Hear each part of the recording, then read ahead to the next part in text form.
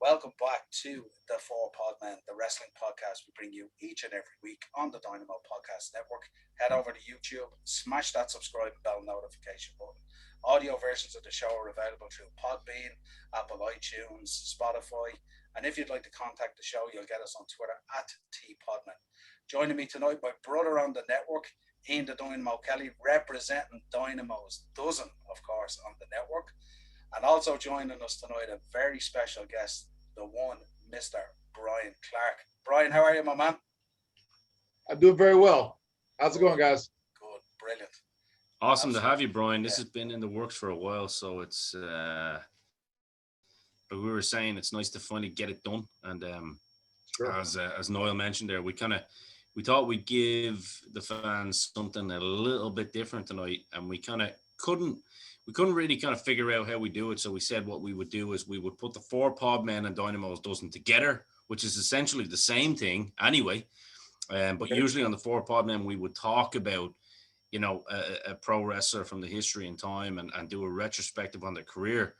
And then on Dynamo's dozen, usually I'm interviewing the guy. So it's we've said, let's do a mashup here and just have some fun with it. So welcome to the show. And it's a pleasure to speak to you, my friend. Hey, brother, I appreciate you guys having me, man. It's great. Thank you so much. Yeah, no, we appreciate you taking the time to come on. It's brilliant. I suppose, where do we begin? Most people wouldn't realize that you're from Tallahassee down in Florida. A lot of people would remember you from 3 Mile Island. That's true. I certainly do. The first magazine I bought, god damn near scared the life out of me. I was like, who's this guy coming in? And then, because we're talking like, me being real young here, like 10 years old young. And I was like, holy shit, this guy could beat The Undertaker. He's just as big. Yeah, but absolutely. Just to do some housekeeping for our viewers, obviously, if they don't realise, and I couldn't believe that they wouldn't, but this is the man who was the Nightstalker, Rat, obviously one half of an unbelievable tag team, Kronik, powerhouse tag team, but also the one Adam Bomb. So yeah, absolutely brilliant. That's where I'd like to start with you, because obviously if people are tuning in for the first time, they're going to be like, who's that really cool country and western singer we've got on? No, this is Adam Bomb. This is Adam Bomb, and I mean that with all due respect. No problem.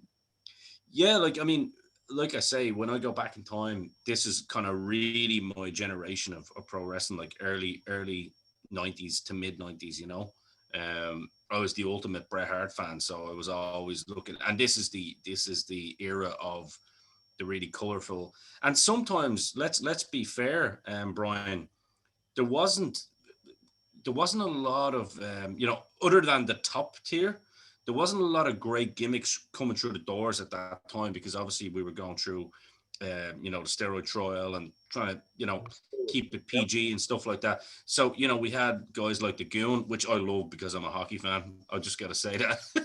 But you had guys like Man Mountain Rock and Mantor and just gimmicks for the sake of gimmicks. And in fairness, gotta give a shout out to my boy Duke the Dumpster, who's been on the podcast before. He's an awesome guy.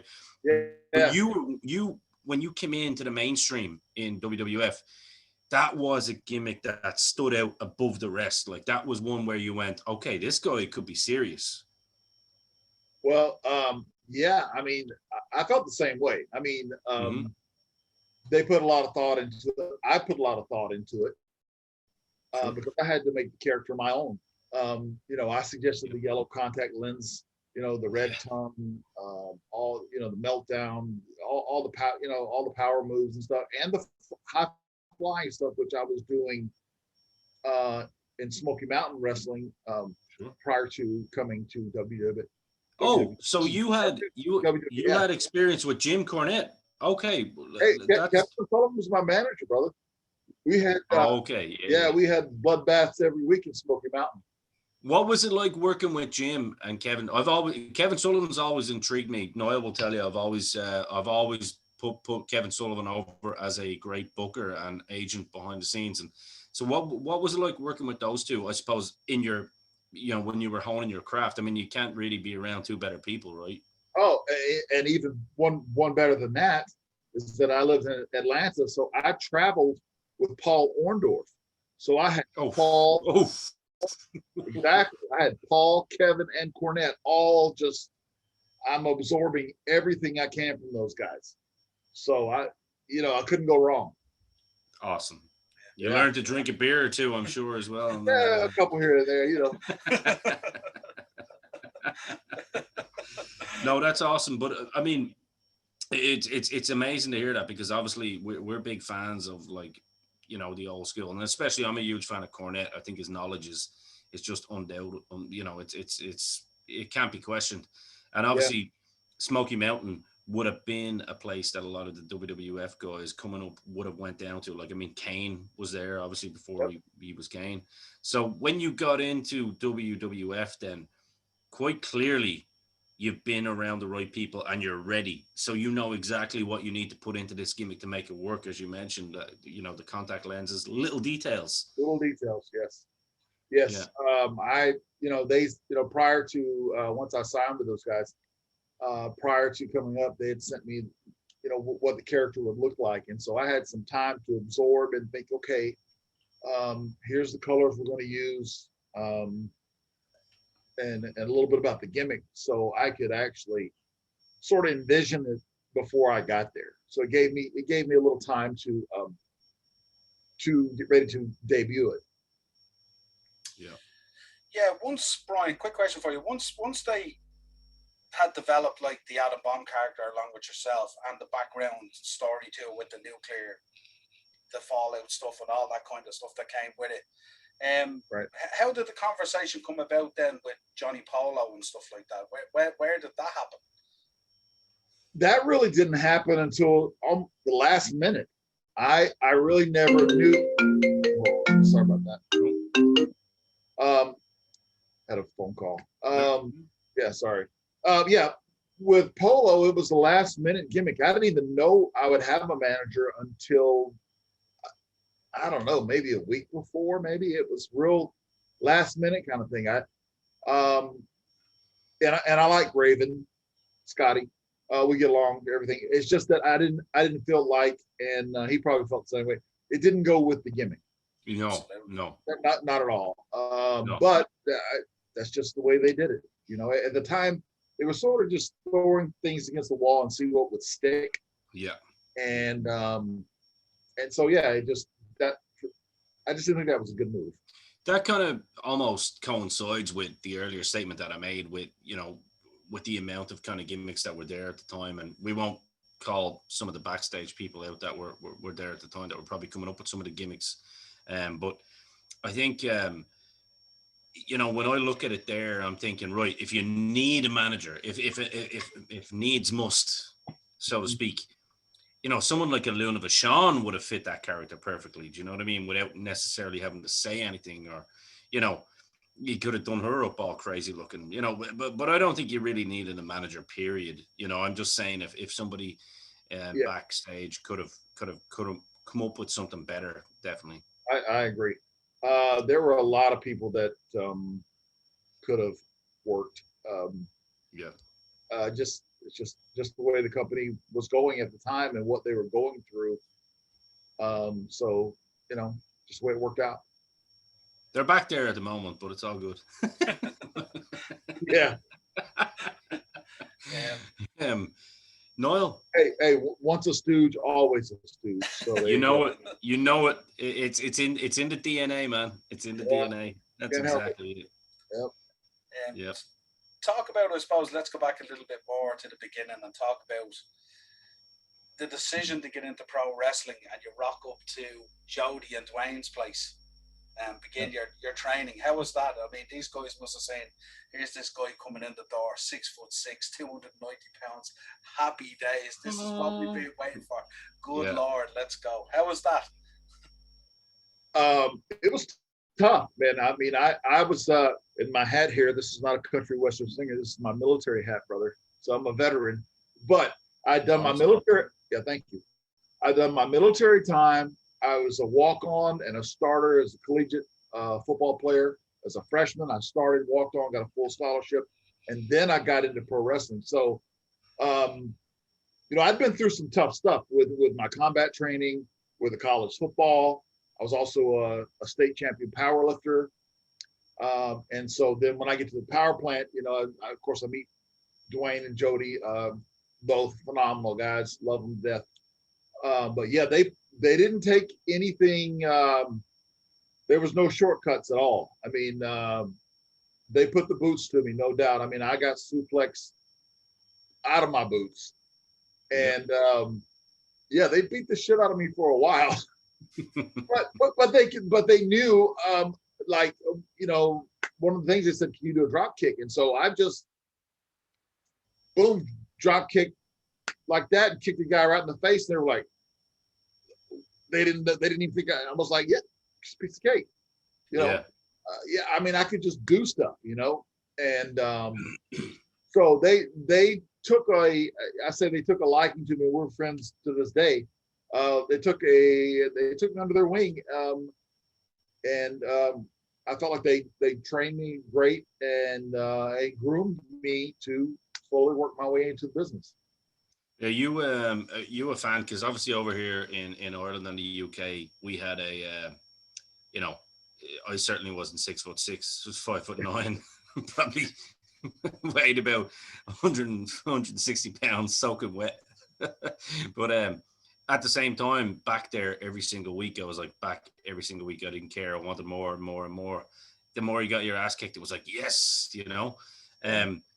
Do you kind of, in terms of that training that you did get, and obviously with your background, both from an athletic standpoint, but also from a military standpoint, do you think that gave you the stuff to kind of succeed in your path in pro wrestling? And also, it's a double barrel question. Do you also believe, like I do, that that's the right way to train people? It's got to be tough. You know what I mean? Especially in 2021 when, you're probably not allowed to offend people too much. But here on this show, we don't give a fuck about people's feelings.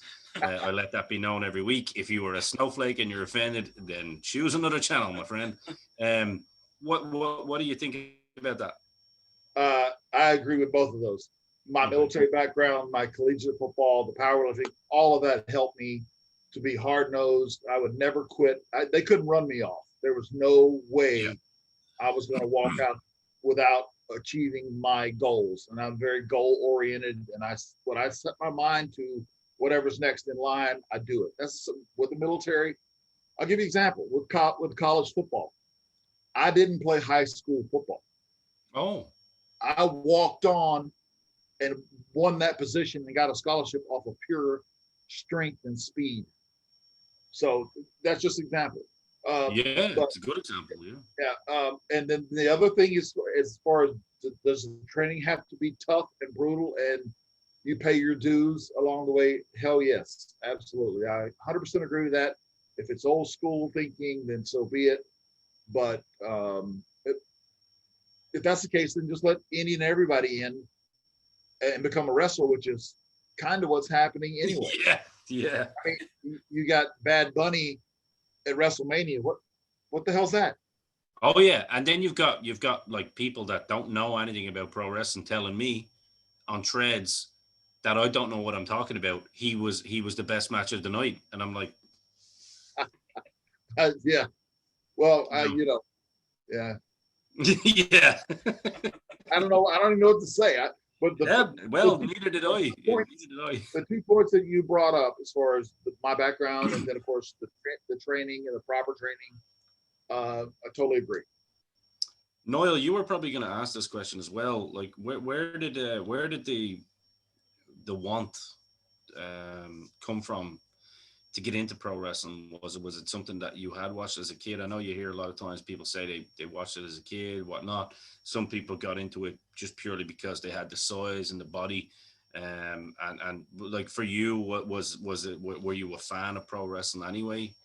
Absolutely, yes. Yeah. I was a fan. I went to the wrestling matches when I was 8 or 9 years old when they would come to my hometown. I went like a lot of people. I went with my grandmother. And, I know. Yeah. Oh yeah. The same over here. I know. And I've told the story before, but like my family would sit like in the general seating, but my grandmother would sit ringside. And so during the matches, I would sneak down and go and stand beside her. And I was probably, I don't know, 8 or 9 years old, but I got to see, and imagine me at that age seeing Andre the Giant, Buddy Colt, Dusty Rhodes, Ox Baker. I mean, I'm just like, I was hooked. And I always had it. I was just like, that's what I want to do. I have other things in life that I've got to do first. And luckily for me, I grew to be 6'6", and with all my training and weight training and powerlifting and stuff, it got the size and was able to do it. Yeah, I was gonna. You led me into my next question. Lovely there. I was gonna ask you to touch on your time in the AWA with Ox Baker. Yeah, I'm sure you have some good stories to tell from that time.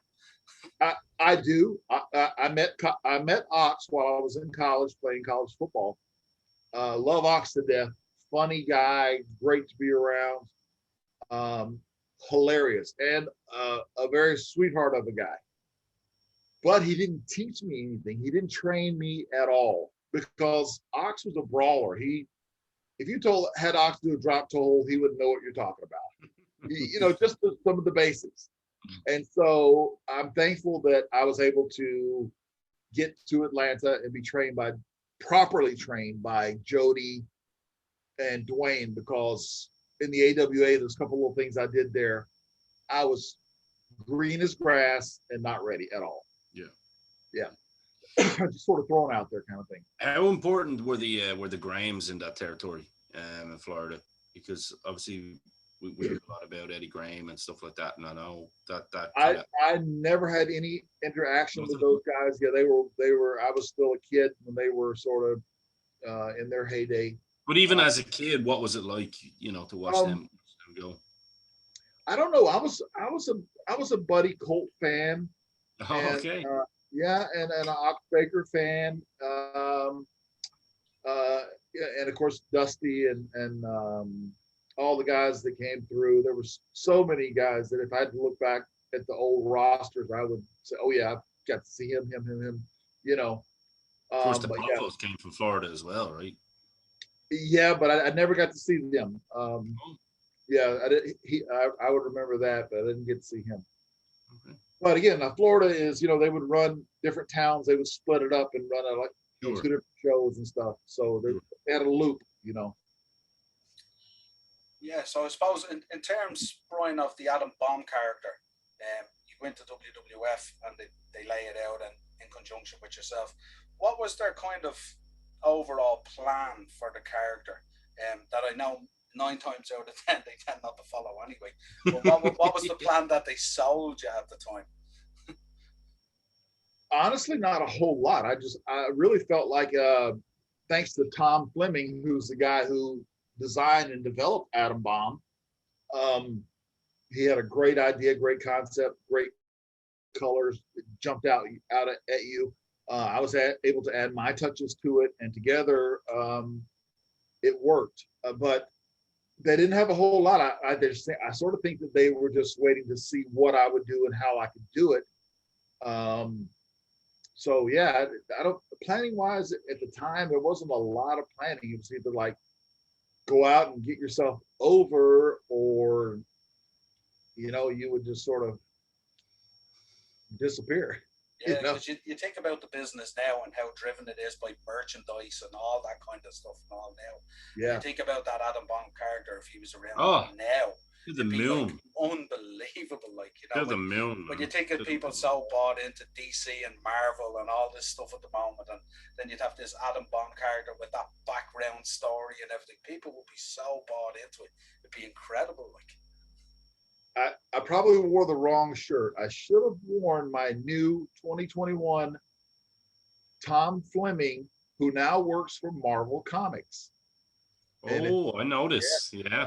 Yeah. So we hooked up. I'm a little bit of a comic fan too. We have reconnected, and awesome. We've got a poster, T-shirt, and everything out on PWTs, and also Russell merch. But yeah, he did it's called Nuclear Warning, and it's like me standing holding a nuclear flag with debris flying, and it's so colorful, man. It just jumps off the shirt. But Tom is, I'm so glad I got to reconnect with him, and he was able to come up with a new design, and hopefully we'll come up with another series 2 down the road. But yeah, I mean, to have someone from Marvel, and it looks, when you see it, you're gonna, yep, that's a Marvel piece. It's that good. I'm familiar with his work. Obviously, he would have done a lot of the designs back in the day for costumes and stuff, and done some of it. Yeah, if you remember how good he was then, yeah, he's 10 times better now. Of course, yeah. Niall knows I'd be a big comic guy, so yeah, I'm familiar with a lot of his. He's absolutely awesome. I wanted to ask, when you got into the WWF, I suppose for me, like, being interested in the wrestling side of things as well, what was it like going into and I'm not asking this for a dirt thing, I just mean in the locker room, when you go into that locker room, obviously you've got the new breed, you've got Shawn Michaels, Bret Hart, they're kind of leading the charge, they're going in a different direction from the Ultimate Warriors and the Hogans of this world, and they want to kind of go with some of the smaller guys, but they want to bring big guys in like yourself that can work with some of the smaller guys like yourself and Taker could. Thinking of 1993, obviously Lex Express was 1994. I'm sure that was fun when you were around. But Shawn Michaels and Bret Hart at that particular time, what was it like to be around those guys, or even working with them on house shows and stuff like that? Yeah, I worked with all of them. I was coming in, I was taught, like I said, by Jody and Dwayne, just keep your mouth shut, your eyes open, and listen and learn. And that's just sort of what I did, I remember, one of the first things I did, the very first thing I did was I did a run-in on Taker and Savage. And then later I would work Taker in about, I lost count, 30, 40 casket matches all over the world. So I worked with Bret main events. I worked, like I said, Taker main events. I worked with Randy. I worked with everybody. Yoko. I worked with everybody in the company. That's a cool thing. What 3 guys that you mentioned there? So Savage, Bret, and Taker. There's a question for me now. You've just piqued my interest. If you can, in your own words, like, what was it like? How different were each of them? What was it like working? Say, we'll start with Bret and then work your way up to Savage and Taker. Bret was an excellent storyteller, so he could tell the really big guy, because Bret was 6'1" or so. So 6'1" guy versus a 6'6" guy, he could tell that man versus the monster kind of story. So he was an excellent storyteller, very good with his psychology, and just able to lay out the match really well, so everything made sense. And all the veterans were really like that. So yeah, that was just an example with Bret. But really I love working with him. What about Savage? Was he kind of a little bit looser in his putting together his matches at that stage, or was he still meticulous? He might have been a little loose. When I say that, we would do some things on the fly, but Randy was always very intense, always ready to go, always a professional. I love being around Randy. I've seen some of those matches. In and out of the ring. Yeah, love Randy, yep. And then obviously Taker. What was it like working with Taker? Obviously, you're probably a little bit taller than yourself, but you matched up well in terms of stature. Well, working him, it was different at the time because, back then he really wouldn't sell a whole lot. He would sit up from every big move he would do, whereas later on with the neck shot, with the jab in the neck. Yeah, that kind of stuff. But like I'm saying, like when I'm getting my heat on him and stuff, his character was a little different at the time. So he sold differently. He would register, and then he would sit back up from pretty much everything. And then I would go in the casket. But yeah, Did you ever win a casket match? No. No, I never did. I don't know if anybody has ever. I don't know who has won a casket. No, I don't know. I don't think anyone has. I never did. I was spent many lonely nights in the casket. he didn't even. You know, he didn't my even turn 9-year-old around. brain actually thought that. Yeah. It's like, he's dead now. What happened?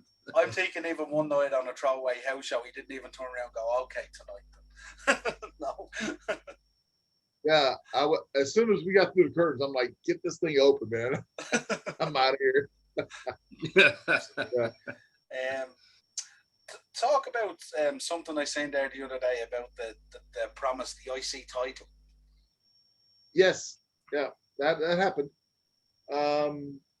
And not so much as the belt part of it. It was a money issue because, as you know, the IC title is always upper level, even main event, semi-main event, that area. Sure.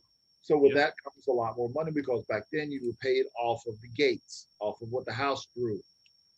And yeah, they come to me and they told me that's what they had planned to do, and then decided to totally go a different direction and not even really tell me. So with that, on top of the horrible paydays and the brutal travel schedule of 290 days on the road, it was just time for me to go. So I left on my own. Yep. That's it's interesting you say that. I had a good conversation many years ago with like I said at the start, Duke the Dumpster Drosy, who would have probably been even a tier below you in terms of, you know, not pushed to the moon, but he told me some of those pay, you know, some of the pay, like, you know, you'd be lucky to even get $300-400 a night, like it would that. Well, see, Vince was going through his big steroid trial. So every dime it seemed like it was going to the lawyers, I'm guessing. I don't know. But I just know that I would go on the road for 25, 26 days in a row, come home and see my checks. And I'm like, you know, I've just busted my ass. And I come home and this is the payoff. You know, and so I could go and sign with Ted Turner and make 5-6 times that money. Yeah. And so it was, which is right. It was an easy choice for me. Yeah. Hell yeah. Yep. So I suppose looking back then, how did WCW compare when you went there to WWF? I loved it. I absolutely loved it. I enjoyed working for Eric. I enjoyed working for Russo. I made great money. Those guys always took care of me. First class all the way. Whereas with Vince, it was coach flight and 4 to a rent-a-car and 3 to a room and hope you don't starve to death. And you're supposed to be in the biggest company in the world. You're like, what the hell's going on? I go and work for Ted Turner. I've got first class. I'm being taken care of like I should have been. At least I felt I'd been in the business long enough to pay my dues. That, and I appreciated it. And I was thankful for the opportunity to work for Ted Turner. Yeah. Yeah, this was an interesting one for me because I had, you know, I watched WCW, you know, early era, like 92, 93, 94 when it was on TV, but it was still low key and it would have been before Eric basically took charge. And I remember seeing you and Brian Clark and I was like, that's fucking Adam Bomb. That's Adam Bomb. And it was like, there was so much more depth even at the time in terms of what you guys were allowed to do. You know, it was like you were allowed to be yourselves. That's what I mean by depth. I mean, the character of Adam Bomb for sure is absolutely phenomenal. But I think, you know, even though WCW probably, you know, didn't put a lot of effort into, by Eric's own admission, as we've heard it, into merchandise or into, you know, even the entrance music or stuff like that. You know what I mean? It was, but you got paid better for your work. Well, but I had a lot of input. That was the good thing about Eric, is that I could talk to Eric. Sure. I didn't have to make an appointment like I did with Vince to talk to him. I could talk to Eric. So I had hands-on my music with Wrath, with the gimmick, especially when I went as a single and broke away from Blood Runs Cold. I did Wrath my way. I picked my own music, the colors, the outfits, all of it. So and then the same thing later with Kronik. We had so much input. We picked our music, the outfit, the gimmicks, all of it. So we had so much input. People don't realize that. They think that, maybe we didn't have a lot of merchandise, but we had so much input on our characters. That made a huge difference. Yeah, because you're an artist, you want to be able to kind of express yourself, right? I'm doing that now through the merchandising and all the other stuff, you know. Yeah, even looking at you now talking about it, I can see how excited you get about the creative side of stuff. Yeah, you can see it coming through the screen nearly at us. Yeah, I get excited about that stuff. I am, man. Even during COVID, that's what I did. I had wanted to do it for a long time, but with the merchandising, man, I mean, I can go and be at the gym in the morning working out, and I can come home and have an idea of a T-shirt by the time I got home. You know, I'm constantly thinking of merchandising of stuff. Like I said, I don't know if I mentioned, we talked off camera, but on camera, I've signed with Cella, which is a UK company, and they have been excellent. They've listened to all my input as far as the new Atom Bomb action figure that's coming out. And it's better than the original because it has the removable goggles, it has the glowing eyes, it has the 1993 Survivor Series singlet. And they've been great, man. And so, and I enjoy the process of being creative and putting together ideas for merchandise and stuff. So I like that. Yeah, that's going to we're be definitely exciting. going to put the links, aren't we, in the description? Links will be in the description for everything. Yeah, Cheller, the same crowd. They did the Nick Aldis Hasbro style figure. Yeah, and they're doing the Dynamite Kid. Dynamite Kid, really cool. So so there's going to be some real cool throwbacks there. And I've got to see the prototype and then the second phase of mine.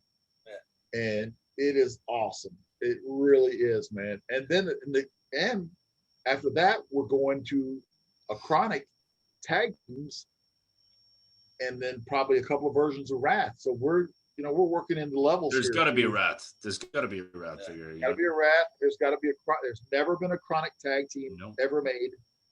And I want to put in the All Japan straps or either the WCW straps. Doesn't matter. So yeah.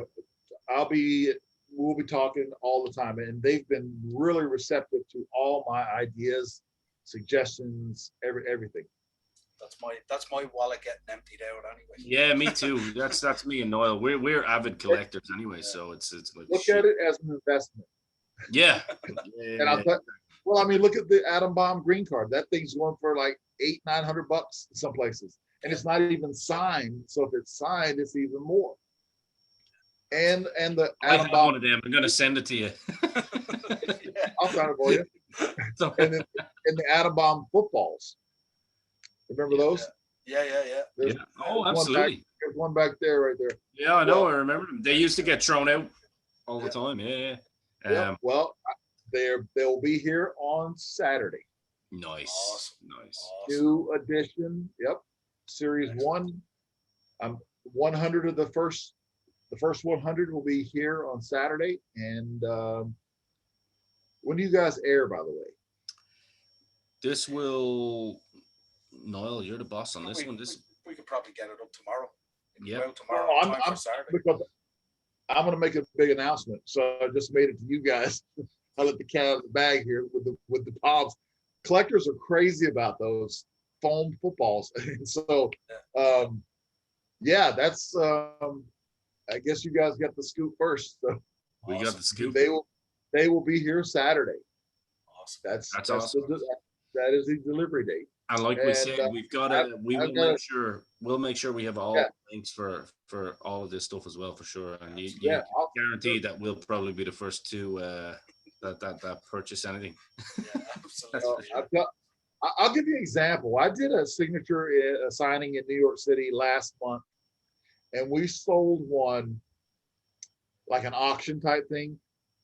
And it wasn't even mine; it was someone else's. And the bottom of it was like a dog had chewed off the bottom of it or something. And it was beat up. And it still went for like $350. I couldn't believe it. So I signed it for the guy, whoever bought it. But I was just like, wow. I couldn't believe it. You know, That they refer to that stuff as ring worn. yeah, it was more than that. Yeah, absolutely. It's pretty beat up. Let's touch on. I'd like to touch on Chronic. How did the friendship and everything come together with Brian Adams? Well, I was recovering from a torn ACL. Prior to that, I was Wrath, and I went on an undefeated streak there for a while. Blew out my knee, ACL, so I was out for probably 9 months, maybe even a little bit more. And Brian was working WCW and Japan, and I think he was on a break in between. And he actually called me and suggested that we tag up. And I've said this before, but the first time he called me, I just like, nah, I think I'm gonna just go back to Wrath and go back and do that. Then Brian was persistent, and he called me again, and we talked some more. And the more I thought about it, I'm like, this might be the right time for this, and it was. I mean, we hit it off so great. The best partner I could ever ask for. He was a veteran. I was a veteran. Both 6'6", 290 plus. All the big power moves. Great partner in the ring. Great travel partner. Great on the road guy. I mean, the works. Can't say enough good things about him. Yeah, so such a shame we lost him so young. Really. Yep. Very, very. Very hard thing to. That's why this part. People ask me why that I just sort of disappeared after that, and I don't know. Didn't really know how to deal with it, but yeah, that was tough, man, because we were so close. Yeah, absolutely, no doubt. Yeah, I think one of the questions I would ask you as well, based on it, because I can see how fondly you speak on your WCW days, and like having that creative freedom there, and obviously as well working with different types of guys on a weekly basis. I know WCW wouldn't have ran as much house shows and stuff like that as WWE did, and certainly not to the level that WWE did. But you got far better. You were far better compensated for the work that you did put in. When you look at Rat and the creative freedom that you had with Rat and Chronic and whatnot, compared to say Adam Bomb, I'm gonna put you on the spot here. Actually, here I'm gonna be a bit of a prick, but if you got, do you prefer your time in WCW? Did you prefer the Rat and the Chronic stuff than you did with WWE, purely because you got to have that bit more freedom? I know you're like, you little son of a bitch. No, it's not. It was easy for me. I left for a reason, and those reasons were I didn't feel like I was being compensated in any fashion. Considering the amount of work I was doing, and then being on the road that much, and then coming home and see the payoffs, it wasn't adding up. Yeah, that makes sense. And I was working through injuries. I had an elbow surgery, I had a shoulder surgery, I had 3 concussions, and every time they were just like, "When are you going to be back? When are you going to be back?" I had shoulder surgery, was supposed to be out for 10 weeks. I was back in 6, and that still wasn't good enough. So who would have been calling you at this time in WWE? Who would have been the guy? Obviously, now we know that there's so many different. Yeah, it could have been any of the agents. Somebody, like Strongbow or something, or maybe Strongbow, or either maybe Sergeant Slaughter was an agent. Sure, Briscoe was an agent, and Patterson. There was a whole group of the same. Blackjack. So yeah, it could have been any of those guys. One of the things, Noel, before you take the reins again, that I'd like to ask you, what were the key differences in terms of the backstage of WCW and WWE? And I don't mean in terms of politics. What I mean in terms of how the structure was, in terms of how it was run, on a Nitro or a Raw. What were some of the differences there? I always like asking that question. Well, I do think that the Raw was definitely planned out better, no doubt about that. But I think that in WCW we had so much talent that it could change at a moment's notice, and you would end up having a match and you weren't sure, if you were going to work that night. It just depended. So yeah, that would be the two differences. But still, I would trade that off for the creative freedom, and just the way we could work our matches and not have to worry about what we said or what we did, or if we could do this high spot or not do this high spot because it was somebody else's or whatever. So that was some of the differences. Yeah. There you go. That's the reason I asked that question, because you kind of gave me the answer that I wanted. Because when I did port over to WCW, you could, on a Monday Nitro, you could get like Bret Hart versus Kurt Hennig in a 15-minute match in the middle of or you could get Eddie Guerrero versus Dean Malenko. And I think that's straight away, once you've, A, been involved in the business, or B, just looking at it from a perspective of wanting to get into it, you're looking at that and going, okay, this one side is too structured. This side is like, these guys are actually getting to call it in the ring. They're getting told, you got 15 minutes, go out there, do what you want. Yeah, that was a lot different. Like I said, I enjoyed that freedom working for Eric versus working for Vince. I love it. Excellent. I love it. Brian, quick question for you. All Japan, how did the whole All Japan thing come about? And I'd imagine the crowd over there must be ecstatic when they see these two guys arriving in 6'6", 290, absolute two killing machines. I'm sure that crowd must have been so excited. It was amazing. The night in Osaka, Japan, sold out to the rafters. Biggest night in my career. We'd won the tag team titles in WCW, but to win them in All Japan, and one of my all-time favorites was Stan the Man Hansen, and he was there that night when we won them. And I remember the streamers are coming down, and he presented the belts to us. And to me, it doesn't get any bigger than that. I mean, hell no.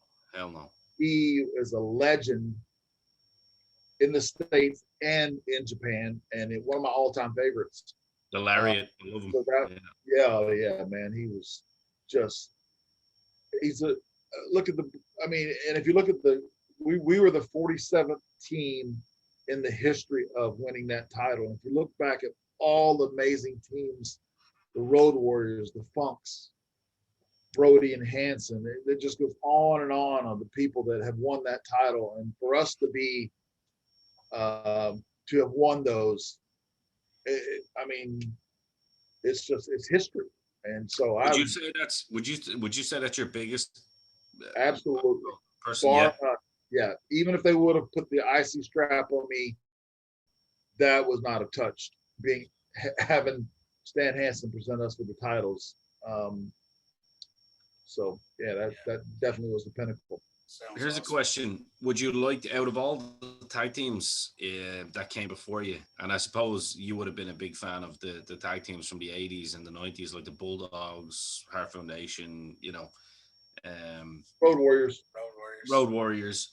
Who would you have liked to work that you didn't work, especially in Japan? Because I'm thinking Bulldogs versus you guys is just money. In the heyday. Yeah, that would have been good. Also, the Road Warriors. Oh yeah, well, that's a given. That's a given. Yeah. Well, and then again, if we can put that time capsule and do Brody Hansen versus, there's so many combinations that you could do. All those guys were just so much respect for those guys. I mean, They paved the way for so many people, and for so many Americans to go over to Japan and make a great living through their hard work. Yeah. And how did the fan base compare? Because obviously the Japanese fan base, they're very honorable and very knowledgeable, but don't tend to react the same way. If you like, sometimes you'll get a 5-star match, but you'll hear a pin drop because they're so invested in it. Yeah. Oh yeah. They are very serious about it. But the fans were really receptive to us. They knew who we were. They knew our history. Yeah, they were great. I mean, the fans were lined up for autographs and photos and everything. I mean, they were great, and I loved working there. I really did. Awesome. Yeah, I could just imagine Boach in the ring, Hansen handing the belt, streamers everywhere. Oh man, you're probably looking across the Bryan and go, it doesn't get any better than this, does it? We've yeah, I mean, we got the All Japan. Yeah, we had the All Japan trophies. We had the belts. We had both straps because they give you win 2 titles when you win it. So we got 4 belts, 2 trophies, and it was just like basking in the glory, man. It was because, like I said, you know, something that we had worked for, we had talked about. We knew when we teamed up that we were going to be steamrollers, like a runaway freight train, man. We were going to give it to any and everybody, and so that was the way we thought. And your payoffs in Japan were always very fair, weren't they? Because obviously Baba and obviously Inoki as well over in New Japan, it was straight down the middle. If there's a commitment, it's. Oh yeah, we got paid before we even worked. Ironclad, yeah. Oh yeah. Yep. That was never an issue. I love it. Before we're going to get into talking about the merchandise and stuff like that, but before we move on from that, I believe there's a Legends contract sitting in the office there somewhere, gathering dust. In this office? In your office, are you having one of your offices there, a Legends contract that's been sitting there, I believe, for a number of years? Absolutely. Yep. Probably, I don't know, maybe 4 years now. I don't know. Yep. It's collecting dust. What's the thinking on that in terms of little or no interest in terms of, I suppose, the Legends and the Hall of Fame and all that kind of stuff? What you're thinking on it? The Bellas are in the Hall of Fame. So great answer. Hey, Dynamite Kid is not in the Hall of Fame. Yeah, I could go on and on of the legends. Drew Perry is. There are legends that are not in the Hall of Fame, wherever that Hall of Fame may be. I'm not sure if it's what side I got to go to find it, but anyway. But yeah, you know, it's out there in parts unknown. It's out there. It's over here somewhere. There, yeah. Back to the contract thing is that I was smart enough to finally obtain my trademarks for Wrath, Atom Bomb, and Kronik. So I have all 3 of those trademarks. Okay, now that's an interesting story. How? Now, you know what? If I didn't respect you already, God damn it, I respect you even more now, my man. You gotta tell me, how did you get one over Vince? Were you talking to the hitman there, Brett? And you said you get your gimmick? No, man. Like I said, when I'm working on merchandising and marketing, man, I'm hitting everything, bro. It's not just one thing. Businessman. Yeah. I'm trying, brother. Yeah. But yeah, what happened is they let that slip. And my trademark attorneys, we've been talking for a while, and I said that's the one I want to get. And now when I say I got it, I say I've got it for like merchandise, clothing, t-shirts, hats, caps, whatever, and action figures and that stuff. Now the library stuff, that's a whole different. The video library, what they have, that's a whole different. Nobody ever get that because that's, you know, it's past and done. But I'm talking current stuff and even a lot of the retro stuff. But yes, for those 3 characters, Wrath, Atom Bomb, and Kronik, are all trademarked under me. Hell yeah! I love when people win. I love when people win. You know what? I call that a success, my man. Absolutely. Hey man, I'm happy with it, and I've got so many ideas. And not just there are a few companies that use the name Atom Bomb, and of course they need a spokesman named Atom Bomb. So who better than me? So I've got a lot of stuff lined up, man. I'm excited about it. And also, you and Bryan, you and Mr. Clark, you know, you got to chokeslam the Undertaker on SmackDown as well. So and Kane. That was and Kane. So that was revenge. That was revenge for all those. Both through a table, but yes, we got them both. Yeah. That was penance for all those casket matches that you had to There be you doing. go. Um, let, let, Well, let, let's talk about some of the merch, and let's talk about, obviously we're Yeah. coming out of a pandemic and a lockdown and COVID and all this stuff, which is obviously very difficult for everyone, but especially for you guys who are, normally on the road and very interactive with fans and all that kind of stuff. So it's quite difficult. What's the plan now for yourself, Brian, with everything opening man, back up again now? oh yeah, it's big and it's booming. I've got bookings. I've been on the phone part of the morning. I've got Albany, Buffalo, Hartford, Connecticut, city after city coming up. Two different times in Las Vegas. So I've got stuff rolling. LA's coming up. Um, yeah, it's booming. I'm just sort of picking and choosing and still be able to, because I don't want to go on the road again all the time. Yeah. Sure. A couple of times a month is fine, but not all the time. But yeah, it's been great. And I'm just sort of taking it as it comes, and that's really the best way to do business, especially right now. But people are really excited to get out again, and and I've got all this merchandise and action figures and a lot of good stuff coming up. Yeah, absolutely. Some of the merchandise just looks fantastic. The designs Yeah. are, I and worked on every single piece, man. yeah, I put a lot of thought and time and effort into everything. So you get a chance, you check out. You want me to plug myself now or later? no, you can Right now. fire away. Absolutely. Okay. Check out my eBay store is Atom Bomb Dash Chronic. That's spelled Kronik. There I have the footballs will be there. A limited number of the figures will be there, signed. And then I have, I don't know, 20 or 30 classic, new, some retro, some new, a little bit of everything in the photo department. Also with all the new Tom Fleming stuff, the Marvel Comics poster, just a lot of different stuff just on eBay. Then you go to Pro Wrestling Tees, which is prowrestlingtees.com, and there I have a store that has all the Tom Fleming stuff, the posters, like I said, 19 different shirts and designs from Atom Bomb, Wrath, and Chronic, all three characters.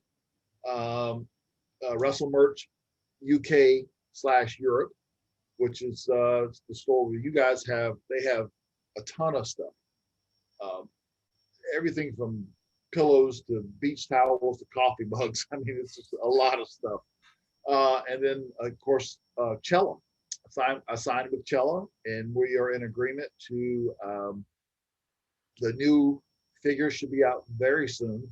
I'll probably be able to do a pre-release. I'm thinking very soon, and a pre-sales release, and be able to show everyone what it's going to look like. I already know, and I'm very happy with it. I mean, they listened to what I was saying and the whole concept of it. So they've been great. Real happy to have signed with those guys. I had chances to sign with a couple of places in the States, but Cello just brought so much more to the table.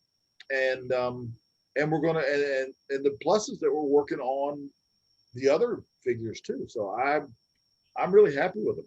Yeah, the beauty of looking at Cella as well is they're very focused on you as well and at the product. Yeah. Whereas if you sign with like the likes of a Mattel or something like that, you kind of might get a little bit lost in the wash. But with Cella, they're very focused on their clients and they don't Yes. do loads of stuff. They're No. very focused on what they want to deliver to the market. So yeah, very impressive. Yeah. Yeah.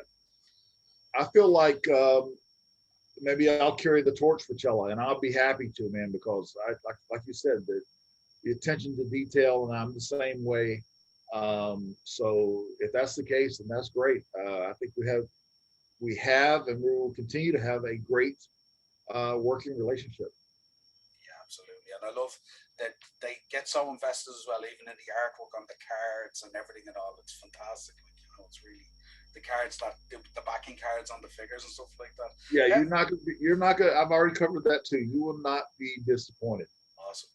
Yeah. How surreal is it so many years on to have like a new figure coming out as opposed to the old green card Hasbro, and to see that even to this day, the value of that figure out in the market, and now we have these new lines of figures coming along. How surreal is it to kind of not kind of be back out there, but if you know what I mean? Yeah, it's very humbling. I will say that. I've always been like really fan friendly, fan interactive. I was a fan. I started as a fan, so um, like I said, it was very humbling for me, and I'm very appreciative of the fans. And again, we wouldn't be anywhere without the fans. So yeah, I think it's great. I'm very happy with it. Yeah, absolutely, and it's great. Like, I mean, the one thing I see, you're out there a lot. You're doing lots of podcasts and stuff like that. So Yeah. you're putting in the hard graft in the background as well. So fair play. Where can people catch up with you on your social medias and stuff like that, and Twitter and all that kind of good stuff? Yeah. Facebook is it's Brian Clark, and you'll see you'll know it's me. There's a few Brian Clarks, but the wrestling Brian Clark. Yeah. And then on Twitter, I'm new to Twitter. I just got started back in March, but it's at Real Brian Bryan Clark, Real Brian Clark on Twitter.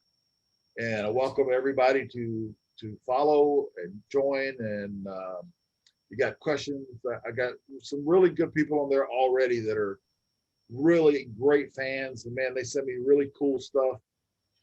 Each and every day there's something new on Twitter that's really cool, and I enjoy it, and I like to share what's going on with me and merchandise and even old school stuff, and so they get a little bit of everything with me on there.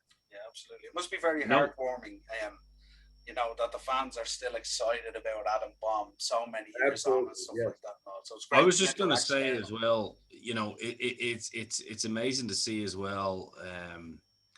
Especially for me, being kind of, me and Noel would be kind of like a little bit of a generation even above me that would have went further back in wrestling history. That's not calling him old, but you know what I mean? It's he's a bit older than me. But it's amazing to see you kind of looking so well, in good health, still hustling in the right way. Yeah, and I've had a lot of injuries. I've had 13 surgeries through my career, but I've taken each one in stride. I take care of myself every morning. I'm an early riser, so at 5 a.m. I'm in the hot tub. From there, I get a shower. I do my ice packs. From the ice packs, then I go to the gym, get in my cardio, do the weight training, and then then I come home and ice again. And then I start taking care of business. You look like you're ready for another run. Hey, I'm doing all right, man. I've worked hard. You're looking damn good. Hey, man, I try. I don't miss workouts. Yeah. That is one thing that my family has taught me is be consistent. If you have injuries, work around them, which I've learned to do throughout my career. I had a strong powerlifting background and stuff, but of course, as I'm much older now, I train a lot smarter. I focus on cardio. When I do the weights, I pick the body part and I keep a calendar of everything I'm training, what I'm training. I rotate the body parts around, and it's the lighter weights but higher reps. So it's just that, and of course diet. So it's a combination. That's a perfect segue into, advice that you would give, young wrestlers that are getting into the business right now that necessarily don't want to look like Orange Cassidy or, what's the other little midgy guy? Marco Stunt. People that don't want to look like that, but you want to look like Pac, or you're a big guy coming out of college, and you're above the kind of 6'3", 6'4" mark. What would be your advice for any kind of young aspiring pro wrestler, male or female? What in terms of training the body because obviously, as you say, you're an older guy now and you're still looking really good. And so you've kept that longevity. So I think that's really important that people like yourself give messages to people that want to get into Sure. the business. I think that without a doubt, um, when I was in the military, that's where I really started my training. Didn't really train much in high school. Again, really, like I said, didn't play high school sports. Um, but once I got the military, that's all I did was work out. And I based a lot of my training on the powerlifting moves, which were the squat, bench press, and deadlift. And Sure. that built a foundation for me. And then again, as I said, stated later earlier, that I later on in my career I would compete, and I won 2 state championships in powerlifting. So I had that foundation of, even though I was 6'6", I had great legs, great back, shoulders, and so that foundation of training, a powerlifting style training. Now, of course, I didn't go through my whole career doing powerlifting training, but at the very beginning, that's you have to build that foundation, because if you just say, well, I'm gonna go to the gym and I'm gonna have big arms, well, that's great, but then you got puny shoulders or you got no legs, you know. So it's learning about the diet, the high protein. And when I started out, I was trying to pack on size because I'm 6'6". So back then I was eating everything in sight when I was in the military. Um, but so of course you wouldn't want to do that, but because nutrition and everything has evolved and gotten better.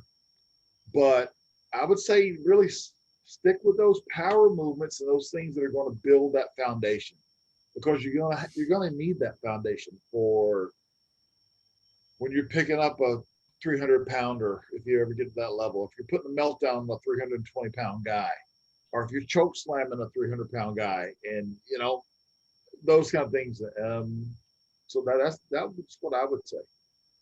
Unless you're the Hurricane. Yeah, the Hurricane. Yeah, I like He can choke slam anybody. That's right. He's No, a good that's guy. great advice. That's great advice, Brian. And the Yeah. reason I asked that is because, I mean, if I could have, if I could go back in time to my younger self and get that kind of advice from, people Yeah. that had been in WWF, which I did. Don't get me wrong. I'm just saying it's nice to hear for people Yeah. that are listening to a show or thinking about getting into it. It's nice to hear that. So Yeah. I would agree with you as well. And I mean, it's funny because, like you mentioned, guys who are well over 6'3", 6'4", and then getting up to the 6'6" mark, legs are a big thing. You know what I mean? For you because just Yeah, just more the money. deadlifts. Yeah, the heavy deadlifts. Yeah. I had a 650-pound deadlift. I squatted over 700 pounds. I was a Oh, 500 shit. pound. I was a 500-pound bench presser. You know, that was, like I said, that was during my collegiate days, during my college days. And then when I got into pro wrestling, of course, I changed my training style, but still, it was that foundation, and I think that's the key. Yeah. Yeah, absolutely. I don't know. I don't have any more questions really. You've answered everything for me. It's been fantastic. I've really enjoyed Yeah, it. Like me it's too. All right, great. yeah. So Good deal, man. I appreciate you guys having me on. Thank you so much. we appreciate you coming on, and we'll drop a bunch of links down into the description on this for all that Yeah. super Hey, cool new yeah, merchandise. definitely. Yeah, send it over to me, and I will share this with everybody I got going. Absolutely. And our door is always open to you, Brian. Anytime you want. Anytime Thank you you. want to And come on. thank you. I mean, I appreciate that, and I'm looking forward to coming over to the UK and hopefully representing Cella, Russell Merchant UK signings and those things. So I hope to be spending some time over there too. Well, we're in the works of doing something big too, and hopefully we'll be at a wrestling merch table near the UK next year as well. So hopefully we can double date on that and see if we can figure something out there. So We're gonna figure out. We're gonna try and bring the podcast on the road soon. yeah. So yeah, cool. no doubt we'll cross paths at some of the conventions, and it'd be great to catch up and stuff like that. It's been an absolute pleasure. Absolutely, no doubt. So yeah, for myself, Lyle Hogan from the Four Podmen, and obviously Ian the Dynamo Kelly from Dynamos doesn't. I'll finish it up. Yeah. Brian Clark, Adam Bomb, Rat. We are over and out.